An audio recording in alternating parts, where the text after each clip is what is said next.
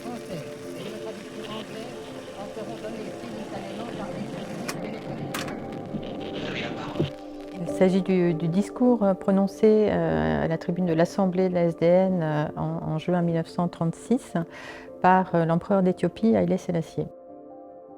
Quelques semaines auparavant, la capitale de l'Éthiopie, Addis Abeba, était tombée suite à l'invasion de l'Éthiopie par l'Italie de Mussolini. Haïlé Sélassié est venu devant l'Assemblée appeler les autres États membres à la rescousse, leur demandant d'intervenir. C'est un discours qui est à la fois touchant et puissant. Donc on voit cet homme qui est venu seul, on le voit seul à la tribune. Le document est intéressant parce qu'il est à la fois en amharique et en français. Et Haïlé Sélassié commence le discours en français. Il s'exprime en français, mais pour dire je vais continuer mon discours en amharique parce que j'arriverai mieux à faire passer mes émotions dans ma langue.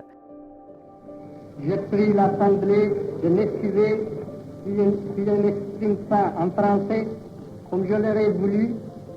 Je dirai mieux pour ma pensée avec toute la force de mon esprit et de mon cœur en parlant en amharique. Il en appelle aux États membres et il dit clairement qu'il veut justice pour son peuple et dénonce la violation des traités internationaux, ce qui est important puisque le droit international était un des fondements de la Société des Nations. Alors les réactions malheureusement n'ont pas été à la hauteur des espérances d'Haïlé Sélassié.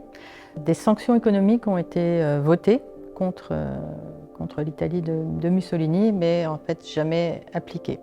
Il faut savoir que deux des acteurs principaux de la Société des Nations, la France et la Grande-Bretagne, membres du Conseil, en fait ne souhaitaient pas en quelque sorte se mettre à dos Mussolini, leur ennemi désigné étant Hitler. Et donc on a souhaité ménager Mussolini et donc on n'est pas intervenu en faveur de l'Éthiopie. Nous ne voulons pas la guerre, mais nous ne saurions la subir passivement. Plus généralement, on considère que c'est un des tournants de l'histoire de la Société des Nations et de son incapacité, au bout du compte, à mener sa mission politique qui était d'assurer la sécurité collective et de protéger ses États membres attaqués par d'autres États.